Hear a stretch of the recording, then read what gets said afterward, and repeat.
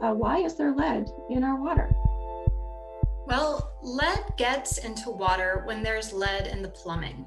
And unfortunately, a lot of our plumbing contains lead. We can group lead in plumbing into 3 different categories: lead service lines, lead in piping material, and lead in fixtures. First, many older homes here in Michigan, especially Southeast Michigan, have lead service lines. These are solid lead pipes that bring water from the street to the house, especially in homes built before 1950, and they weren't banned until 1988. Lead service lines are the largest source of lead in water. Second, we have lead in piping material, lead in galvanized iron pipes, and in lead solder that connects older copper pipes. Then finally, we have brass fittings and faucets that can contain high levels of lead, especially in materials that were purchased before 2014. So when water flows through these materials, the water picks up lead along the way. And this is how lead can end up in a glass of water. So we have lead in my drinking water. Why should I care about that? We should care that there's lead in our drinking water because whenever we drink water that has lead in it, some of that lead is going to get absorbed into our bodies. And this is particularly true for very young children who will absorb much more lead and will absorb more efficiently than someone like me, an adult. Health professionals at the United States and across the world have agreed that there is no safe amount of lead exposure for us. Once lead gets into our bodies, even small amounts of lead can damage vulnerable organs. And this is particularly a concern for the developing brain of a young child, particularly the developing brain of an unborn fetus. Even adults, we face health risks from drinking lead-contaminated water also, although we won't absorb it as quickly and efficiently as a young child. When we get lead into our bodies, it can cause health problems to our heart and our blood circulation system. And one of the most serious of those concerns is an elevation of blood pressure. So yes, we should be concerned about lead in our drinking water. Well, so that does raise some real concerns. And I'm sure people are now asking a question, how will I know if there's lead in my water? Elin, can you help us with that question? So when there's lead in your plumbing, there's a risk of lead in the water. So that means the most important step is to find out how much lead is in your plumbing. So generally speaking, the older the home, the more lead there is in the plumbing, unless that plumbing has been replaced. Now, if the lead levels measured in your community are high, your water system will notify you. If your community measures lead over 15 parts per billion, we call that a lead action level exceedance. If that happens, your water system is required to issue a public advisory and send you information about lead in water directly to your home. Now, on the other hand, if your community doesn't have a lead action level exceedance, you may still have lead in your water, especially if you have a lead service line at your home. But it means you might have to do some more investigating. So the most important thing you can do is find out if you have a lead service line. So we're posting some links in the chat that have some resources to help you find out how to go into your basement to look at the pipe that comes into your home to see if it's lead. You can also call your water system to ask them if they know if you have a lead service line, because some of that lead line might be buried and you can't see it. You can also ask your water system to collect lead samples at your own home.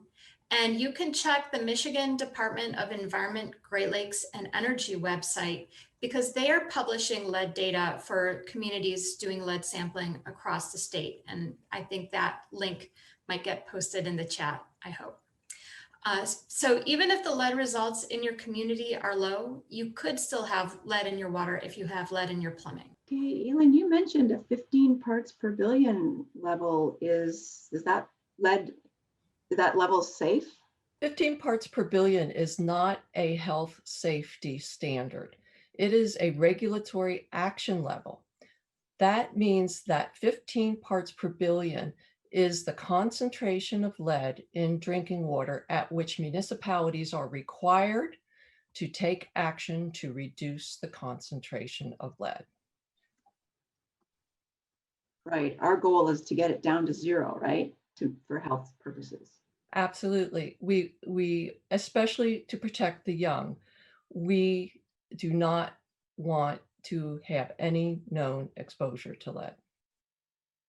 So then I'm sure people are asking, how can I protect my family? What are your suggestions for that? So first step would be to investigate your household plumbing, to identify and replace sources of lead in drinking water where you're able. If you have a lead service line, you would have to be working with your water system to get that replaced. But if you have a lead service line, until you get that removed, you can install a filter and then use that for all of your drinking and cooking water until you get that lead service line replaced. But as I said before, there are other sources of lead. So even if your home does not have a lead service line, you may still want to consider adding a water filter that removes lead. And we do have some resources and information on how to identify a filter that reduces lead from water. So if you know or you suspect that your tap water has lead in it, then you should run it through that filter before you drink the water, cook with that water, make any beverages, or if you brush your teeth with the water. You'd use filtered water anytime you're drinking it. You should not swallow the water while showering or washing your face. It's important that whenever you draw water for drinking or cooking or toothbrushing, that you only draw water that you will swallow or you intend to swallow from the cold water tap. Hot water can contain elevated levels of lead in it compared to the cold water tap, and that's because of the hot water heaters. So only draw water from cold water tap when you plan to consume that water. Also, if you haven't run the water through that tap for a while, for several hours or overnight, it's a very good idea to run the water for a little bit through it. In fact, one of the best things you can do is flush the toilet when you get up in the morning. Go to the bathroom, flush the toilet, because that will pull water through the pipes. And at the sink, wash your hands maybe first, wash your face first. This helps to bring a fresher load of water to the tap before you draw any water for drinking. In addition, if you are preparing infant formula from powder, it's very important that you only use water that is bottled water or has been filtered, because infants are so good at picking up every bit of, or picking up and absorbing lead that they swallow in any kind of a beverage.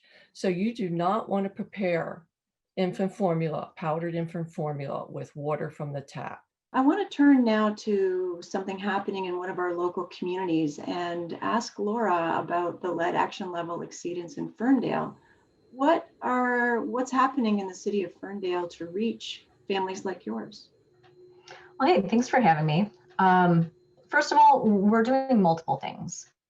After the action level exceedance community notification we mailed out, we did several other things. We contacted the county and made sure that free water filters were distributed to our most vulnerable individuals within the community. Additionally, we put out an FAQ on our website, and we had a conversation within the community about the issue at our city council meeting, just to elevate it a little bit. Additionally, we started mailing out a public education piece to help residents understand what all of this means. We're also implementing process improvements. So since this is relatively new for most cities, we've been working closely with Eagle to help ensure that we and other communities meet the mark for communication in the future.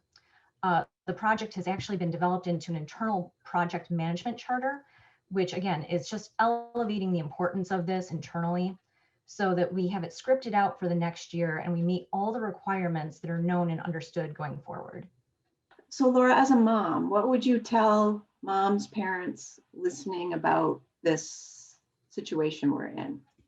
You know, as a mom and my daughter is just now a year old, I would say always err on the side of caution. If you are living in an older city, which a lot of us in southeastern Michigan are, um, err on the side of caution. Make the assumption that lead is somewhere within your service line system, maybe in your house. Take advantage of any of the programs that are out there. So any free water testing.